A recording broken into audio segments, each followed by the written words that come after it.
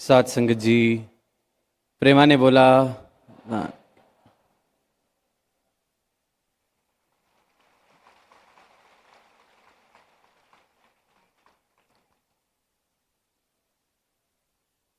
ये जो नज़ारा आज औरंगाबाद की धरती पर बना हुआ है, जिसका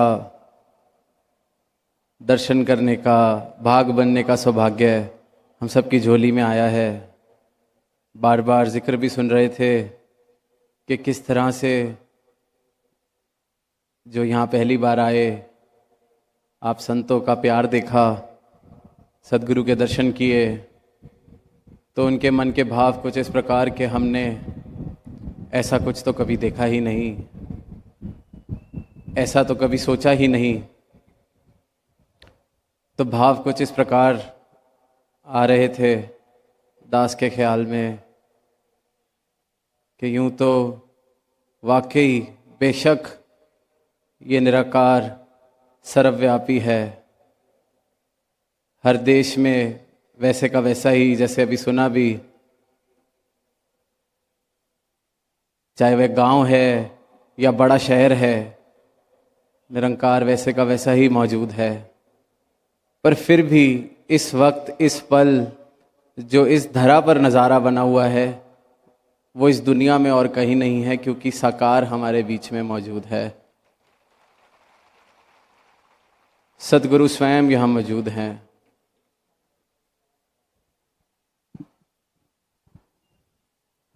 और जहाँ ये जिस पल होते हैं, उस स्थान का नज़ारा, उस स्थान पर जो आनंद वर्षा हो रही होती है, वो अद्वितीय है। वैसा दोबारा कहीं या दूसरी जगह कहीं नहीं हो रहा होता। जिक्र भी हुआ अभी कल्याण यात्राओं का, और कैसे राजस्थान और गुजरात होते हुए जब यहाँ पहुँचे 2 दिन पहले समागम से, तो किस प्रकार तूफान, बारिश, लगभग ऐसी स्थिति कि आधे से ज़्यादा रिहायशी टेंट्स गिर गए, फट गए। पर जब रात को, उसी रात लगभग 3-4 बजे दास का ग्राउंड में आना हुआ, तो नज़ारा जो हर वक्त संतों का जीवन जिस प्रकार होता है, कहीं गीत गाए जा रहे हैं, कहीं ढोलक बज रही है, कहीं महापुरुष नृत्य कर रहे हैं, कहीं पर भी शिकवे का भाव नहीं, कहीं पर भी ऐसी कोई भावना नहीं कि हम तो इतने अच्छे भाव से, इतने अच्छे, इतने बड़े परोपकार का हिस्सा बनने आए और फिर ऐसे क्यों हुआ। सारे के सारे इस प्रभु की, परमात्मा की रज़ा में झूम रहे थे। और यही सदगुरु के द्वारा भक्ति हमारे जीवन में आती है, जिधर वाकई आनंद वर्षा, चाहे कैसी भी स्थिति हो। और निरंतर 75वें समागम से ही रूहानियत का, इंसानियत का जिक्र होता जा रहा है। रूहानियत, इंसानियत संग संग आज भी हमने सुना, पिछले 2 दिनों में भी हमने सुना, बहुत चर्चा इस विषय पे। और इंसानियत पर चर्चा सारी दुनिया ही कर रही है, अलग अलग तरीके से कर रही है। और दास का मानना ये है कि समाज में अच्छा करने को इतना प्रधान मान लिया गया कि कहीं ना कहीं उसकी वजह से एक विचारधारा प्रबल होने लगी, मजबूत होने लगी।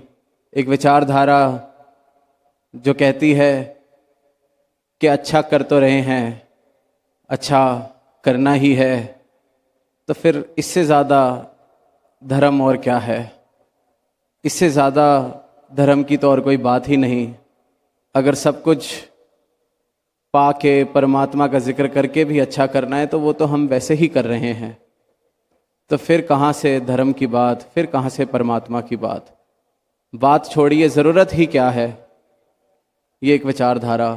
अक्सर कहीं भी जाते हैं, किसी भी ऐसे समाज में जहाँ दतार प्रभु की कृपा से इंसान में बल आ गया है, कि वो कोई कल्याण कर सके, किसी का समाज का परोपकार कर सके, चाहे वह धन से चाहे किसी और तरीके से, वहाँ ये विचारधारा बहुत ज़्यादा प्रबल होती दिखती है कि अच्छाई तो जब हो रही है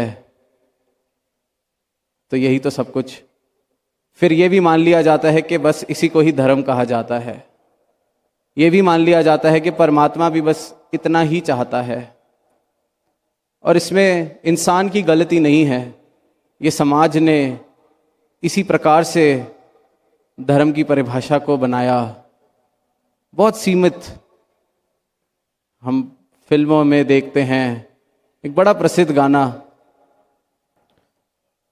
गरीबों की सुनो वो तुम्हारी सुनेगा, तुम 1 पैसा दोगे वो 10 लाख देगा। ये बड़ा ही प्रसिद्ध एक गीत, और इसमें कोई शक नहीं है कि ऐसी सोच ने ज़रूर इंसान में समाज सुधार की, लोगों के कल्याण की भावना डाली होगी। ज़रूर बहुत लोग दानी बने, ज़रूर ऐसे बहुत लोगों तक साधन पहुंचे होंगे जिनको उन साधनों की ज़रूरत थी।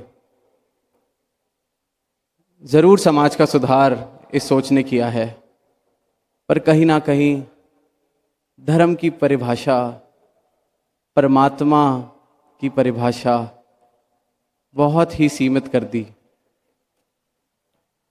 कि आप ऐसे करेंगे तो परमात्मा आपको ऐसे देगा। साथ संगत, ये ख्याल आ रहा था कि जो 1 पैसा दे के 10 लाख की उम्मीद कर रहा है या मांग कर रहा है, तो फिर दोनों में गरीब हुआ कौन? गरीब तो वो हुआ जो 1 पैसा देते वक्त भी 10 लाख की उम्मीद कर रहा है या मांग कर रहा है। ऐसी परिभाषा ने या ऐसी सोच ने इंसान को एक मांगने का ढंग दे दिया। ये दान कहाँ रहा? ये तो मांगने का एक और तरीका बन गया कि अब मैं हाथ फैला के नहीं मांग रहा, मैं दान करके मांग रहा हूँ कि इतना दान कर चुका हूँ, अब मेरे अकाउंट में इतने आप चढ़ा लीजिए कि मेरे बनते हैं। ऐसी सोच। ज़रूर सामाजिक तौर पर इसके बहुत फ़ायदे हुए। इंसान चलता ही ऐसे है कि उसको मोटिवेट करना होता है तो कोई ना कोई उसको कहा जाता है कि आपको ये रिवॉर्ड मिलेगा। काम काज में होते हैं तो किसी एम्प्लॉय को मोटिवेट करते हैं तो उसको बोनस दिया जाता है, इंक्रीमेंट दिए जाते हैं। तो यही उस प्रकार के, चलो कम से कम परमात्मा तक नहीं पहुंचा सकते हम, तो समाज को एक अच्छा समाज बनाने के लिए ऐसी विचारधारा को प्रबल करें कि अच्छा करो तुम्हें भगवान और देगा। और ज़रूर अच्छे कर्म हुए होंगे, होते आए हैं, देखते हैं।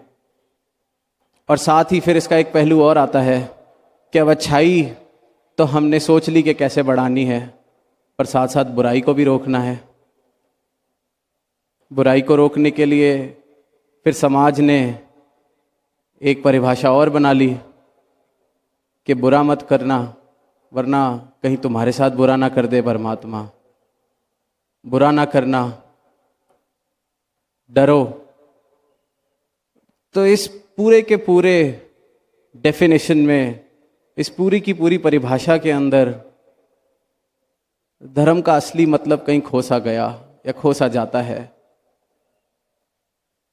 क्योंकि जिसने नियम बनाए वो भी इंसान, जिसने नियम बताए वो भी इंसान, और जिसके लिए नियम बनाए जा रहे हैं वो भी इंसान। कुछ तो उसकी पालना कर लेते हैं, पर फिर हम इंसान की बुद्धि को भी जानते हैं, वो कितना चालाक है। हर नियम का तोड़ उसको पता है कैसे निकाला जाता है। तो ऐसे ही कहीं सुनने में मिला कि कोई बहुत बड़ा लुटेरा, बहुत लूटपाट, सारे ही गांव में, शहर में जिधर वो लूटपाट करता था उसके नाम से हाहाकार। वो किसी जगह किसी के घर पे लूटने गया उस घर को, तो घर का मालिक जाग रहा था। उसने उसको बंदूक दिखाई, जोर ज़बरदस्ती उसका घर लूटा, और जैसे ही पूरी लूट के उस घर की सारी सामग्री जा रहा था, तो वो इंसान जिसका घर था वो कहता है कि तुम्हें डर नहीं लगता, भगवान से नहीं डरते? क्यों ऐसे करते हो, डरो। तो वो सामने से लुटेरा बड़ी जोर से हंसता है, कहता है तुम भगवान की फिक्र छोड़ दो, उसके साथ तो पार्टनरशिप है। साथ संगत, जिसका घर लुट रहा होता है वो तो उसके हाल बेहाल। पार्टनरशिप, चलो अब सब कुछ लूट के जा रहे हो तो इस पार्टनरशिप के बारे में भी बताते जाओ। वो कहता है जो लूटता हूं आधा दान कर देता हूं, पार्टनरशिप पक्की है अपनी।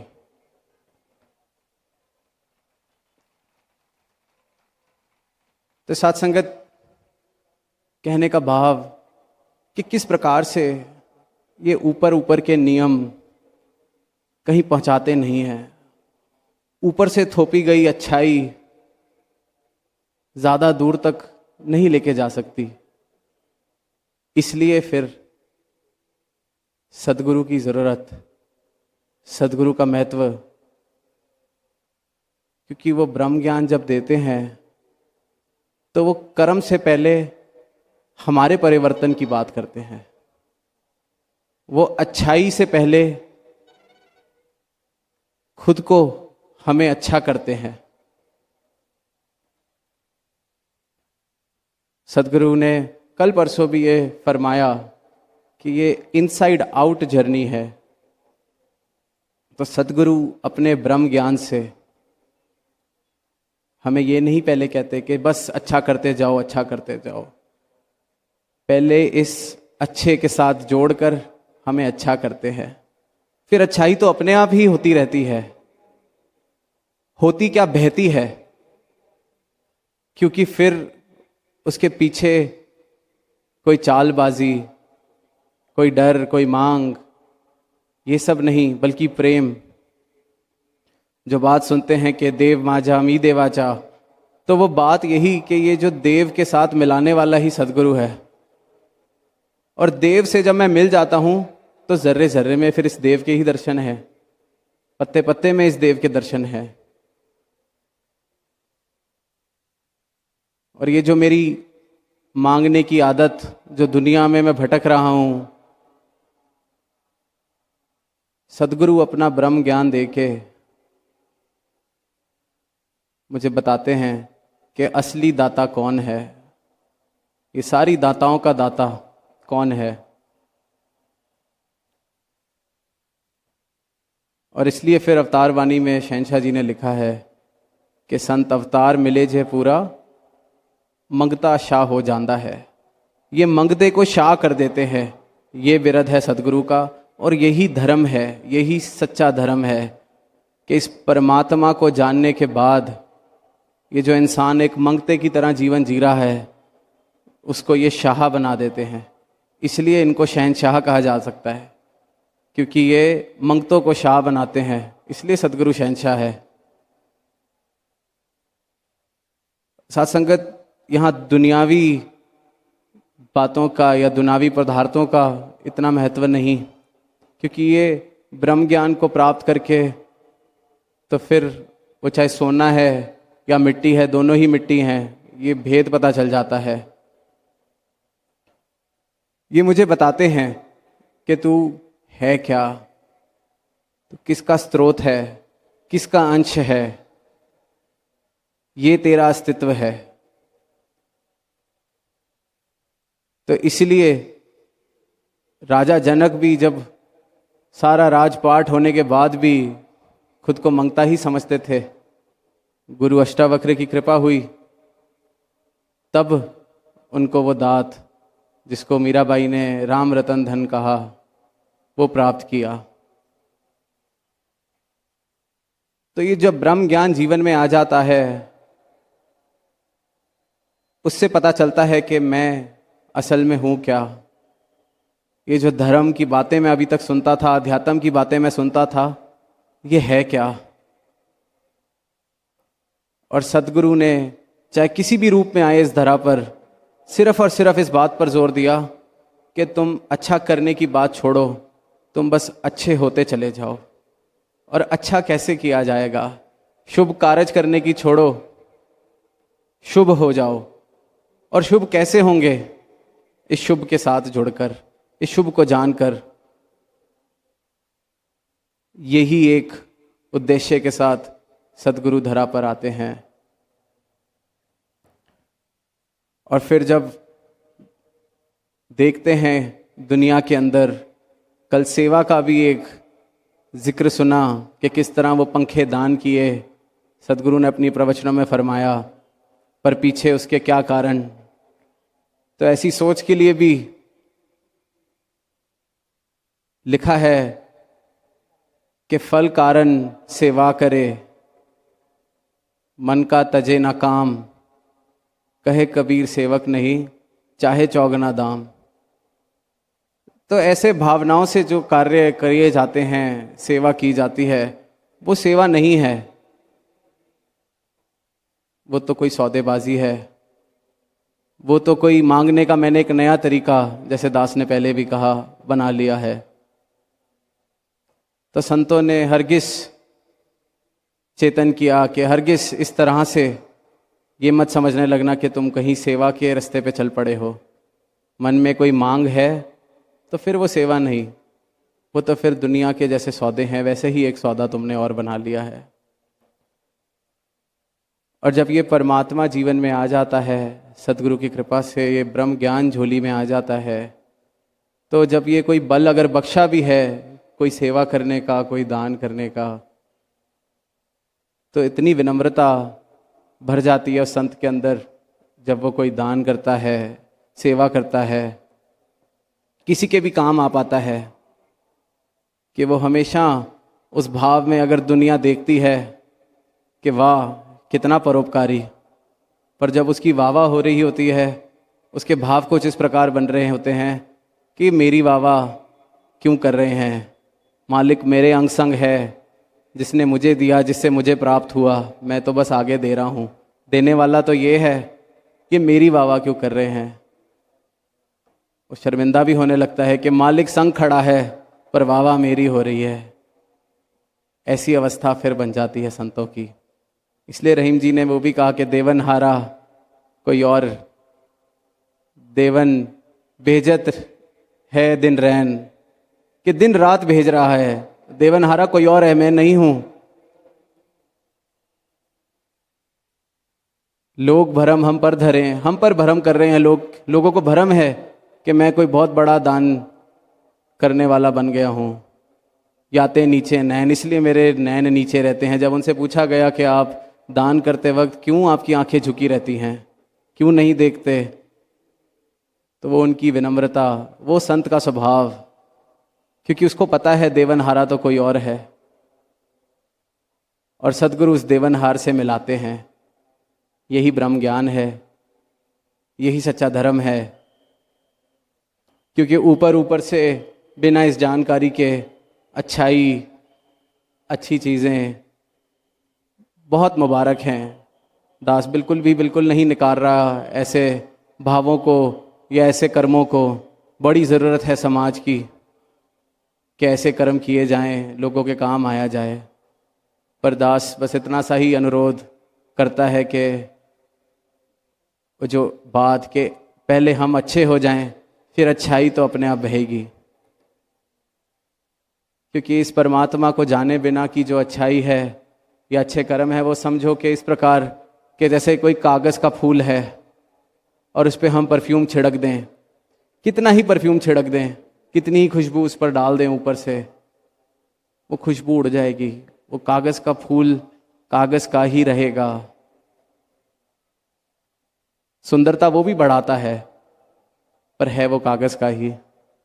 उस पर महंगे से महंगा परफ्यूम हम छिड़क दें, कुछ पल की खुशबू, काम भी वो ज़रूर आएगा,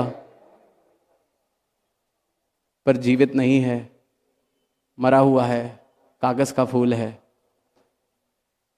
और सद्गुरु ऐसा उपकार करते हैं कि इस कागज़ के फूल को भी असली फूल बना देते हैं।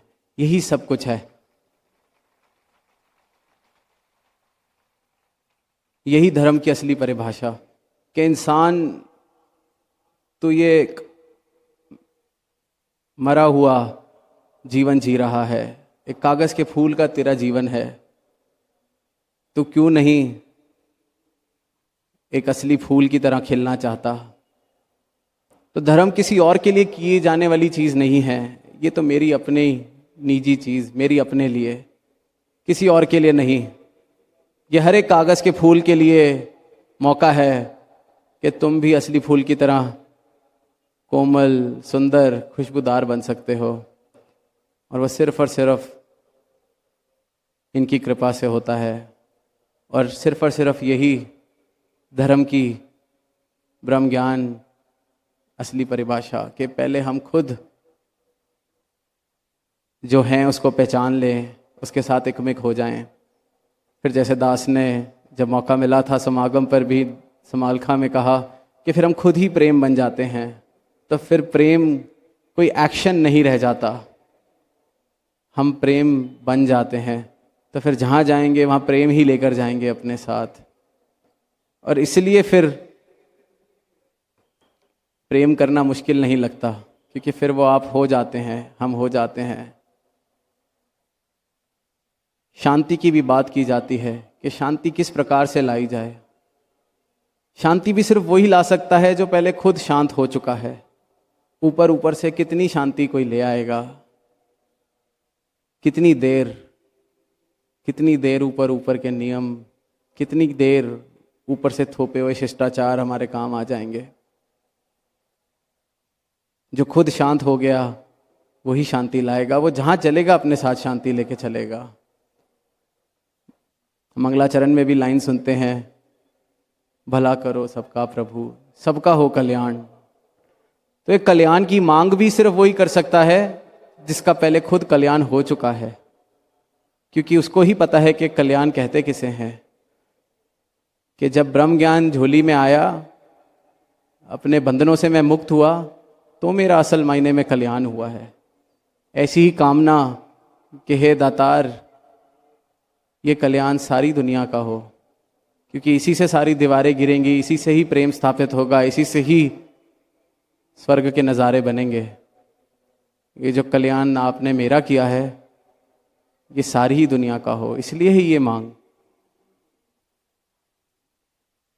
साथ संगत, कहना सुनना बहुत आसान, पर जीवन में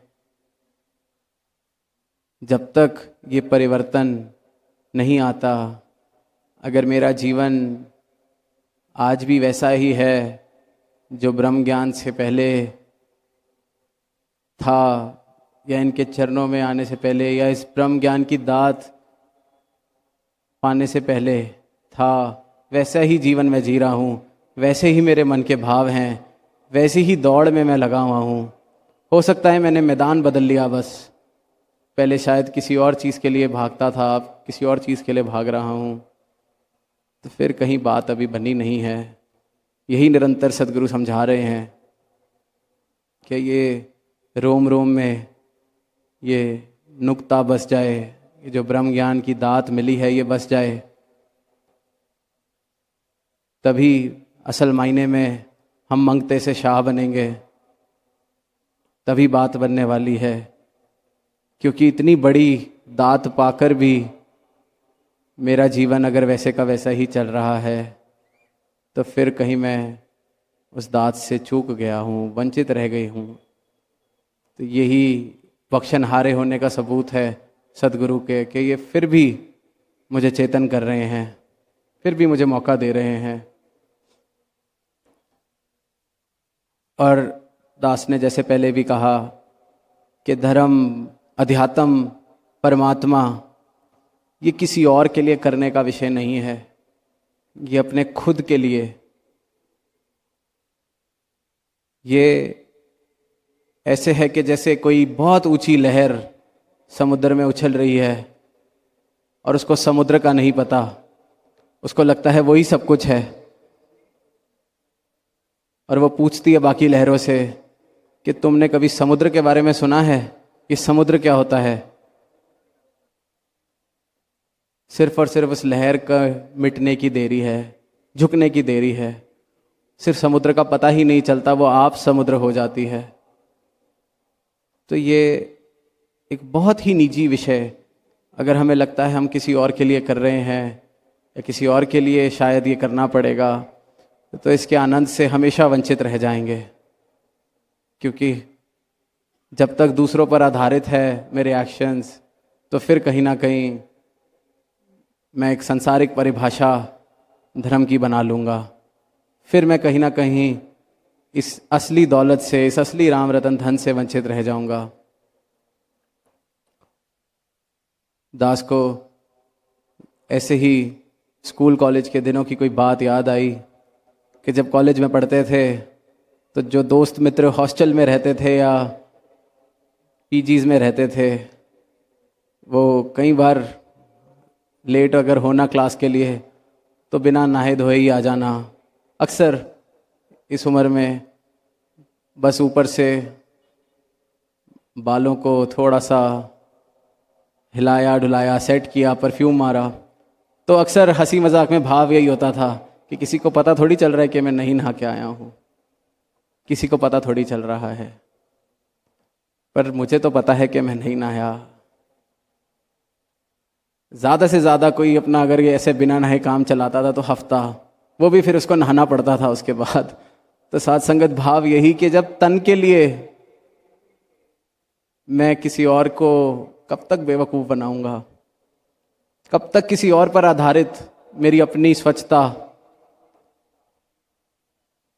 और दास सिर्फ तन की बात नहीं कर रहा यहाँ मन की भी जो बात, कि कब तक किसी और के लिए मैंने स्वच्छ मन दिखाना है, कब तक किसी और के लिए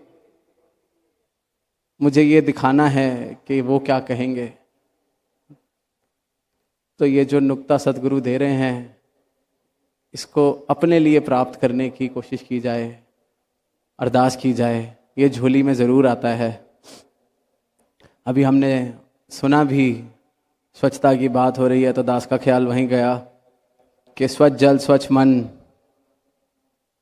तो यहाँ भी ये रूहानियत और इंसानियत का एक बहुत बड़ा सदगुरु का संदेश, कि जब ये ख्याल आया या सदगुरु के चरणों में बात आई कि इस तरह से ध्यान है, तो ये आशीर्वाद मिले कि वाटर बॉडीज को क्लीन किया जाएगा।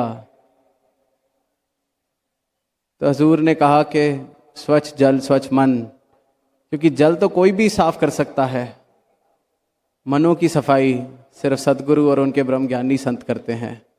कि स्वच्छ जल अगर कहा जाए तो दुनिया में शायद बहुत सी ऐसी संस्थाएं हैं जो कर रही होंगी। और फिर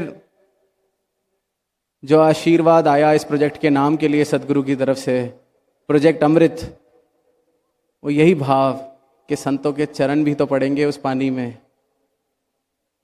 वो साफ ही नहीं होगा, वो तो अमृत का रूप ले लेगा।